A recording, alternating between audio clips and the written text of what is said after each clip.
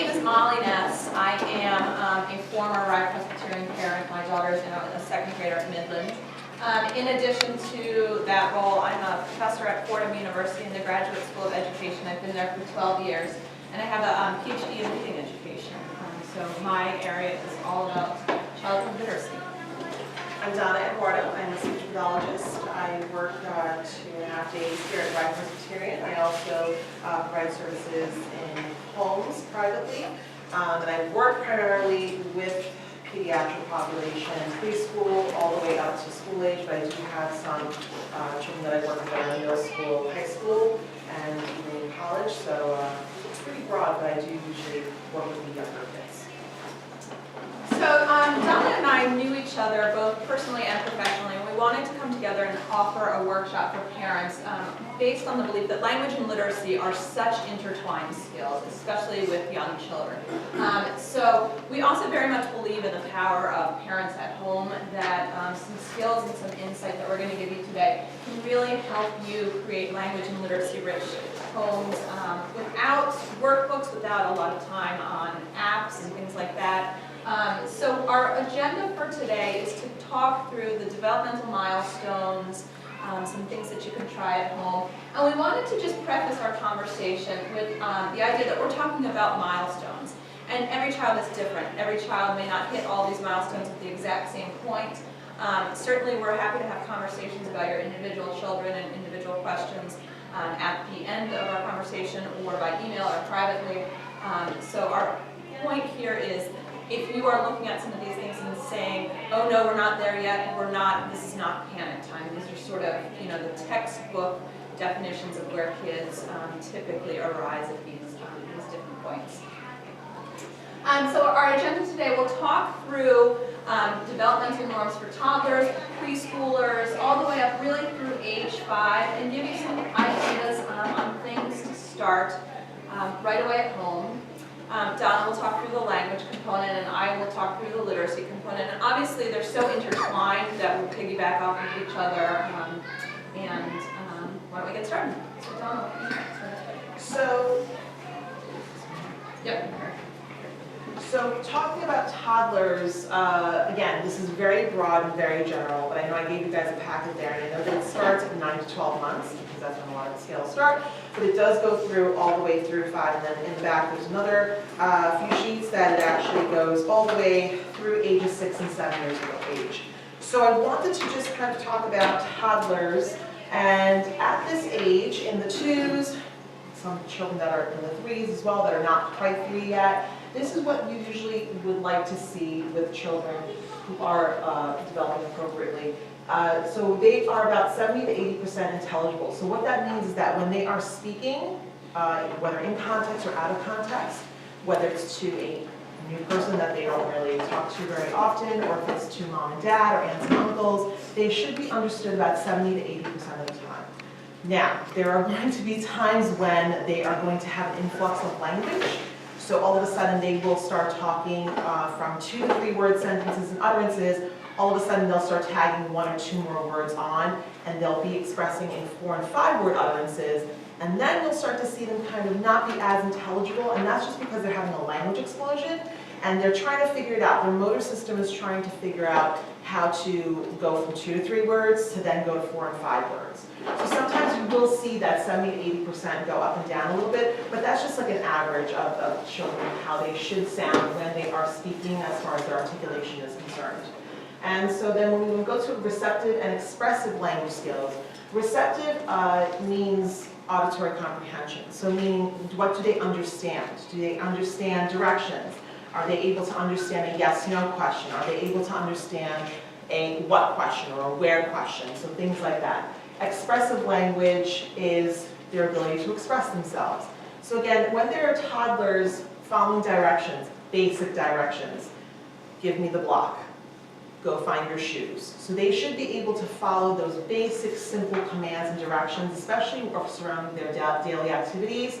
So if it's something like finding their backpack for school, or going to get their shoes when they know it's in the same location where every day, they should be able to do that. And then you'll start to see them following a little bit more complex directions. So not just basic commands and 1 step, but more 2 and 3 step as they get a little bit older.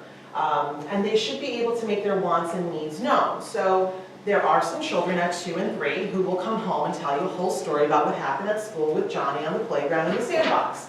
However, that's not usually typical of a 2 and 3-year-old. 2 and 3-year-olds really just want their needs and wants met. So they will tell you when they're hungry, when they're thirsty, when they need to go to the bathroom, if they want a certain toy. So those are the needs and wants that we're really talking about. So for instance, a child might say, more mommy. So they might want more of whatever they're eating or drinking, let's say. Or if they want a certain toy, they might say car. So those are the simple, sentences and utterances that you start to see about this age. But again, there are children that speak in longer utterances that is just not at age appropriate at this age. That's a little bit more above. And so then age appropriate social pragmatic skills. Social pragmatic skills are basically how they interact with another person. So like appropriate eye contact would be something that is a social skill. And so they start to do a lot of pretend playing and they start making jokes. I know you guys have probably heard a lot of your kids say like knock-knock jokes, not understanding how to really go through with it, but they know it's a joke and they know it's supposed to be funny. That's when you start to see them saying knock knock and you say who's there and they laugh hysterically and uncontrollably because they think they told you a joke because they know it's supposed to be a joke. So that's a really good sign where you're like, all right, they kind of get the idea of what it is, but they're not following through 100%, but you're going to start to see that at this age as well. And then the pretend playing, whether they're pretending to be the mommy or the daddy, they're pretending to be cooking in the kitchen, they're pretending to do paperwork like daddy does or mommy does, they're pretending to go to work like mommy and daddy. So all of those pretend playing that may not have a lot of language associated with it, but you will see them go through the actions and act out the actions. And that's a really good step and where they start at this age and then they expand upon that with adding more language and adding more play schemas and more scenarios. But that's where they start, is they start emulating and pretending what they see on a day-to-day basis. So a lot of kids sometimes will also, if they're in school, they will pretend to be the teacher. And they'll pretend to be, whoever is working with them. I know a lot of times the parents will text me or email me or something, a picture or a video of a kid pretending to be Miss Donna. Because they see me 2 or 3 times a week, and so they pretend to be Miss Donna to their baby dolls or their stuffed animals or to their little brothers and sisters. And it's really cute because that's what they're starting to really do and starting to kind of pretend to be other people and do other things. So now Molly will talk about what age grade. Sure, so also at this time we start to see those literacy skills that go hand in hand with language. We start to see kids doing a lot of pretend writing. And we'll see some videos of that in a second. We start to see kids being able to navigate how to handle a book. So you give them a book and they know how to reorient it. So if I gave a child a book like this, and if they can reorient it and show you the cover and they know how to read top to bottom, left to right, that's that typical book awareness. They start to do things that are called logographic reading, and that is where they see a sign or a logo that's familiar and they read that sign or that logo. So the quintessential example is kids can see the McDonald's sign and parents might think, oh my gosh, my 2-year-old's a genius, they can read the McDonald's sign. Really what they're reading is they're reading the shape and the color and the font and the typography. There's this really great experiment that some researchers looked at 2-year-olds and 3-year-olds, and they took a Crest box and a Colgate box, and they swapped the word Colgate and Crest, and 9 times out of 10 kids read them incorrectly because they were using the typography, the color, the shape, all of those things. Typically at age 3, we want to see kids being able to complete familiar rhymes. So if you are reading brown bear, they can start to add in those things that are familiar. We also see kids at this age start to really get into repeated reading. So as a parent, you might be very frustrated that your child is choosing the same book time and time again. That's their favorite book. But we know from research that it's actually better to have kids really spend a lot of time with a select number of books and engage with them multiple times. Their comprehension improves, their vocabulary improves. It's sort of the principle of right around the holidays, we tend to see research that shows that kids who have tons of toys don't play with those tons of toys nearly to the extent of kids who have a handful of toys and always return to those handful of toys. So your instinct as a parent might be, we just read that book last night, can we choose something else? Well, really it's giving up some of your own control and allowing that repeated reading to happen again. And as Donna said, we're talking about around 900 words in your expressive vocabulary. And your expressive vocabulary tends to be much smaller than your receptive vocabulary. The words that I can receive through through listening to somebody else and through reading are much smaller than the words that I use on a daily basis. And that's true of us at all ages. The example I always like to think about is when I was in 8th grade, I went to France, and we went on an exchange program. And my French family could tell me something, and I would understand the question and be able to receive that. But I then couldn't turn around and express myself, and that's what is pretty typical with kids. So 3-year-old writing, you can see that kids are starting to experiment with some letter-like forms. They are starting to be able to differentiate the picture between the spelling. This 3-year-old gave me a very complicated story. When I asked her, tell me the story of what you just wrote, she told me this very complicated story about a moose eating a caterpillar, and clearly there's no actual match between her invented writing and the story that she was trying to tell. But she's starting to represent some of those letter-like forms. And we also know that kids learn the letters in their alphabet, the first things that they do. So they are going to have ownership over the letters in their alphabet, in their name. I want to show you a video. This is actually of a 2.5-year-old. I rounded up. This is actually a 2.5-year-old doing a repeated reading of a text called Wow City. And it's a very simple pattern text. She had been read the text multiple times, and then I asked her to read it to me. And I want you to see how she can navigate the print itself and also her letter recognition at 2.5 years old. So this book is based on a character named Izzy. Izzy is a little girl with red hair. Every page starts with wow, and then you'll see the illustration, the text matching the illustration. Wow! Wow! Airplane! Wow! Big airplane! Wow! Taxi! Wow! Cal, can you point to the letter U on that page? Oh dear. Good job. Wow! Tunnel! Daisy. Tunnel, Daisy. Look, see? Right there. Yeah. Daisy orange. Wow! Bouncing! Wow! Fire truck! Wow! But Cal, can you find the letter C on that page? let's see. Let's see, Mama. Look on the bus. Did I see? You got it. Can you find the letter U? You. Can you find the letter S? S.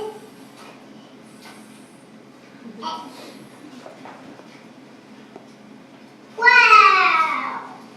But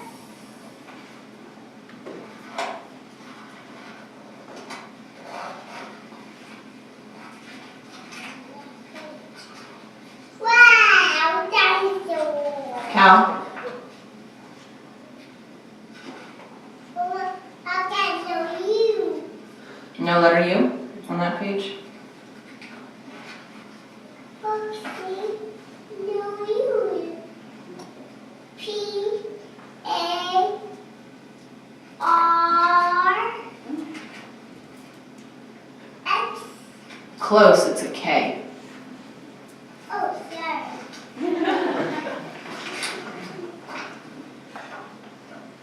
K. Good girl. Wow. Can you find an S?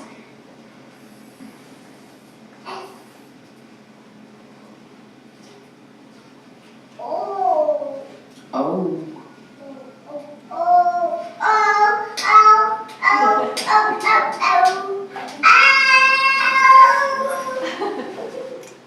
All right, so that's my daughter. Obviously, her name is Callie. So I knew that in the text itself there would be letters she would recognize. I knew she would recognize the C.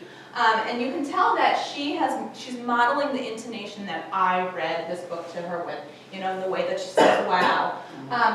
I show you this because typically when we read to kids, what we do is we know that kids focus on the pictures in the book 95% of the time, and we know that from eye tracking software, which is pretty cool to look at.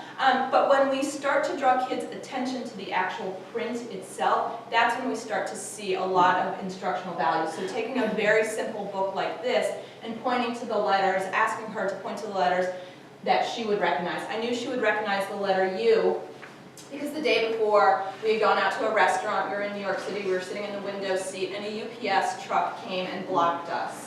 And so we had a conversation about the letter U. If you've seen a UPS truck, which everybody has, there's not much to look at in a UPS truck, but we used it as a way to start talking about the letter U. So I knew she would recognize that letter, and then she can point to it in a text itself. So I show you this at 2.5 years old. Kids are capable of doing this just by having them point to, drawing their attention to the print itself, as opposed to the pictures, which is where kids' eyes naturally gravitate.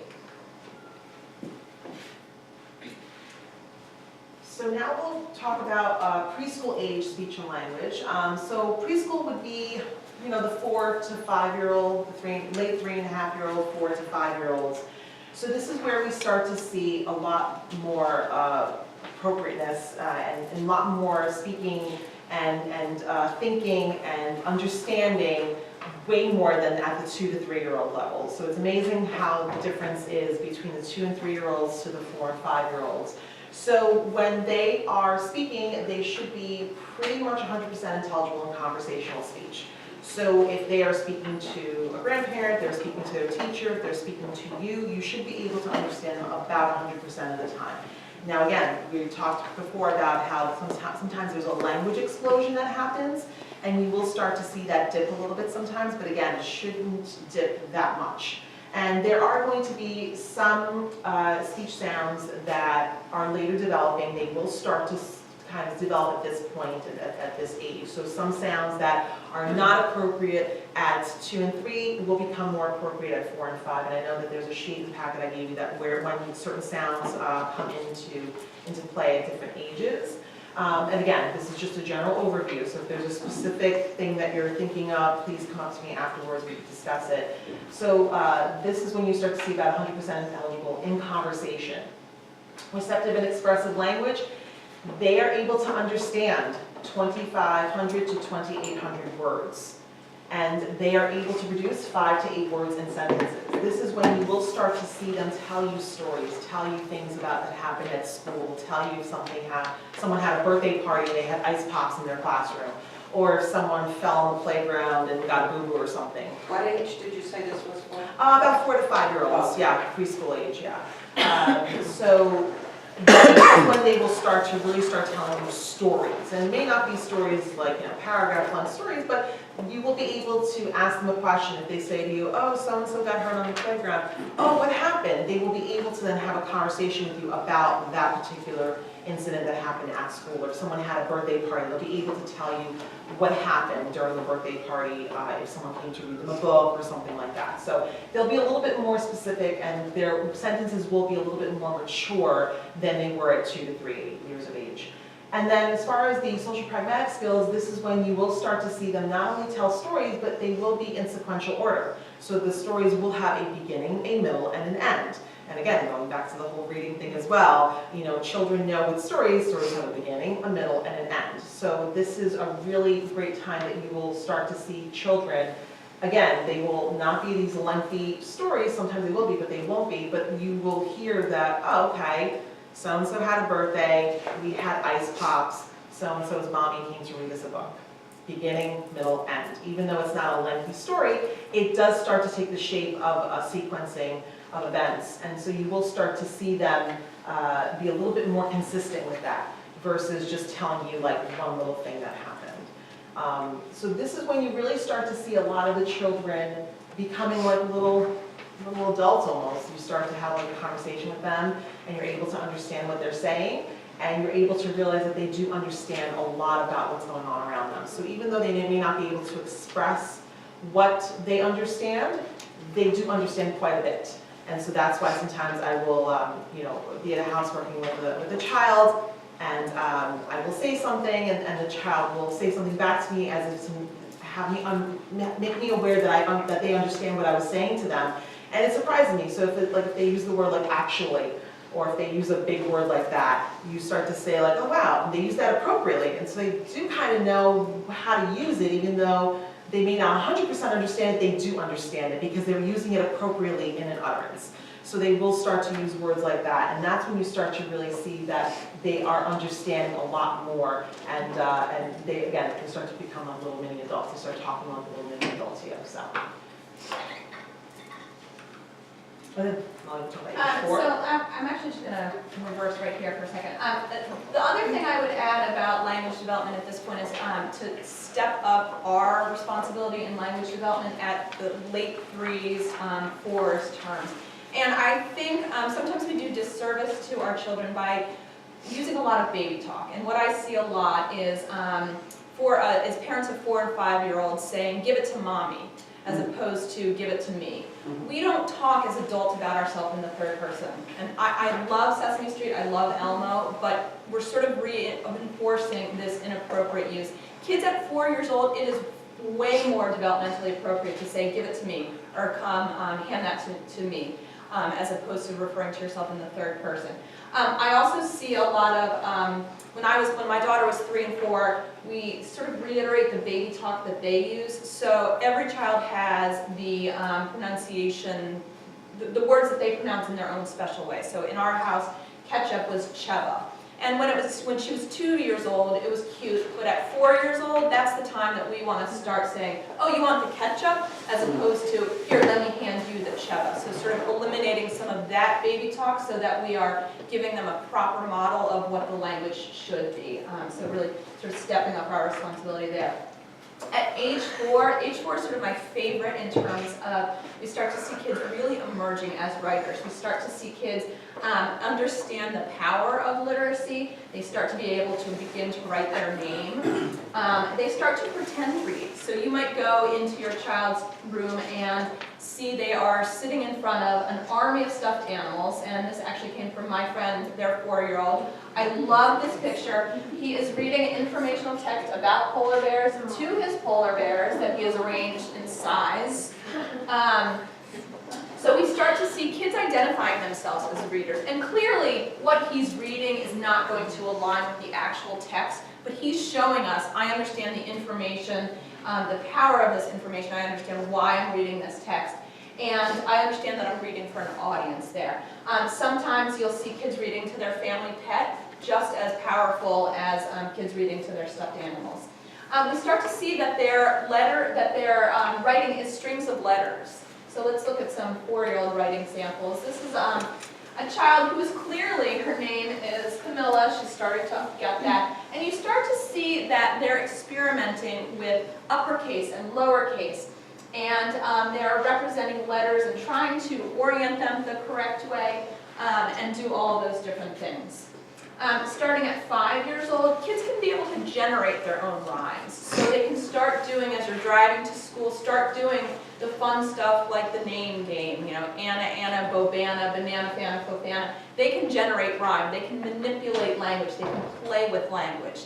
So they can understand a word like cowboy, I can break apart into cow and boy. So they can start to play with language, and as they play with language, they're doing all these really important phonological awareness skills that lend to reading.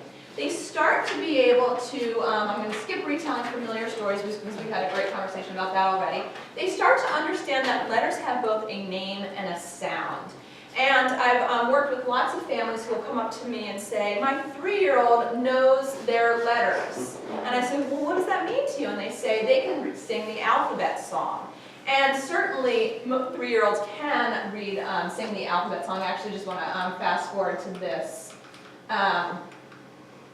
slide. I'm going a little bit advanced here. I love this t-shirt because if you ask the typical 4-year-old, they think LMNO is one letter. And I've worked with lots of kids who sing the alphabet. They think the last letter of the alphabet is and Z instead of Z. Oh. So I encourage you as parents, when you sing the alphabet song, to really slow down and have kids hear distinct L, M, N, O, P.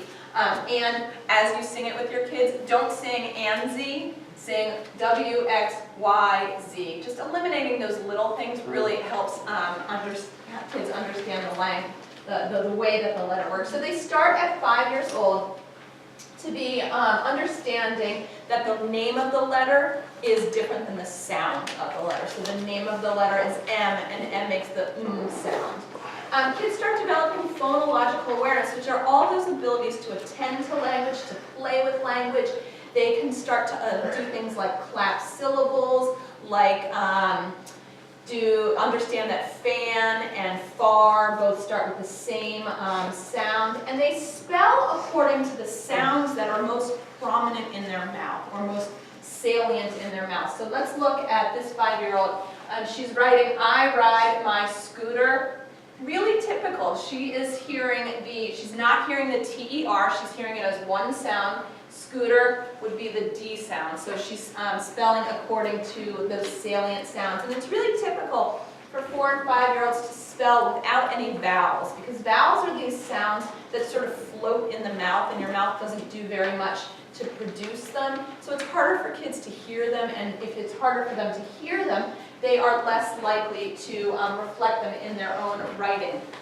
So we start to see kids spelling things like circus with a C and a K and an R.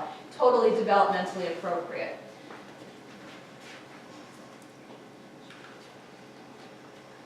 So some things to encourage expressive language with your children, and these are all great things. Pretend play, turn-taking games, and daily activities. So pretend play. When you are playing with your child, it's great when they're playing by themselves. I think that's also really important as well for children to play by themselves and to kind of figure things out as well on their own. But when you are playing with them, you definitely want to try to expand upon your child's utterances. So what I mean by that is that if they are telling you, baby tired, you can then say to them, oh, the baby is tired. Just give them that syntax and that grammar that is a little bit more appropriate and a little bit more above where they are speaking at, just so that they can start to hear that from you. And then once they start hearing that enough times, they eventually will start repeating that. And so that is a really great way to encourage more language and to encourage more appropriate language and to get them to the next step where they should be. So that is a really great way to encourage expressive language. And that could be when they're 2, when they're 3, when they're 4, when they're 5. And as they become a little bit older as well, you can definitely play with the play schemas and make them a little bit more advanced. So when they're 2, they're playing with the baby's crying, the baby's sleeping, the baby is all that stuff. They're changing the baby's diaper. But as they become a little bit older, you can start incorporating different toys together. And you can start incorporating the kitchen set and the baby and this and that, and make up a story, make up a schema for them so that they can actually start problem solving. They can talk back and forth with you. You guys can take turns when you're also playing pretend. So it's a really great activity. Never underestimate the ability of play to really teach children. It's an amazing, amazing thing. A turn-taking game. So anything from a matching game. I love matching games. I think that they're great. So even if it's just a memory game that you have, or I love the game Spot It. That's a really great game as well for like the older kids. Even like Uno or any of those basic games that you can play with children. And you can comment and request and question with them. So whose turn is it now? Have them and say, oh, it's my turn. So a lot of that can be happening when you're turn taking a game. And also questioning, that was a question, but like commenting too, saying, oh, I have 3 matches. How many matches do you have so far? So having them go back and forth with you is really great as well. And then daily activities, when you're grocery shopping, when you're cooking dinner or breakfast or lunch, taking a bath, reading a book, these are all great activities to encourage the language use. So if you're grocery shopping, you would have them, if they're a little bit older and you're in the produce section, have them go find the broccoli that you're looking for, have them pick it out. Okay, go get me 1 bunch of broccoli, have them get you 1 bunch, or just have them give you 1 orange. Having them be a part of your daily activities and encouraging the language use is a really great way to improve their language skills. Cooking dinner, same thing, there's a lot of steps involved, there's a lot of, can you set the table, can you get this many forks, go put the napkins on the table. Taking a bath as well, the same thing, you can talk about the day, what happened during their day. Reading a book is also great as well, because you would definitely agree. There's a lot of pictures with books, and a lot of things that are going on. You can talk about what's going on in the pictures, you can ask them questions, they have to answer the questions. So it's a really great way to kind of get the conversation going and to model utterances and sentences that are a little bit more grammatically correct and syntactically correct. And that way they will start to hear more of that from you and be able to then model and imitate that from you as well. The other thing I want to encourage is play with boxes. We've all had the experience of giving a 2 or 3-year-old a gift and they're more excited by the wrappings or the box than the actual toy itself. And there's so much amazing language things that can happen with a box. My daughter was going through a phase where she wanted to be a race car driver. So here's her race car, her ski helmet, we just fastened the steering wheel, and you can see that we put the wheels. And then we went and we read books like this, which are What to Do with a Box. And it's not a box, which is a fabulous story. So there's all sorts of picture books, I'll leave them here for you.